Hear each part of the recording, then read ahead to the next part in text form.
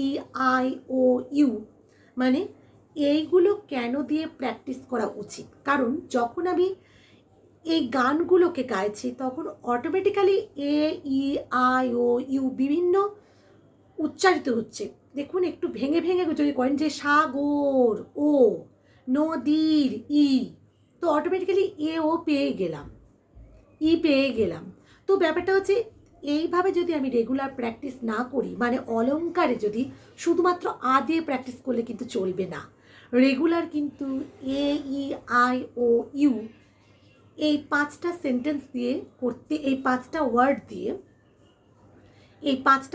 দিয়ে করতেই হবে। কারণ ব্যাপারটা হচ্ছে কি, কারণ কথার মধ্যে কিন্তু এগুলো লুকিয়ে থাকে এবং যথেষ্টভাবে সুরেলা কণ্ঠ হতে কিন্তু এগুলো সাহায্য করে, যদি আপনি এ ই আই ও ইউ আর সাথে তো আ আছে এইভাবে প্র্যাকটিস করতে থাকেন।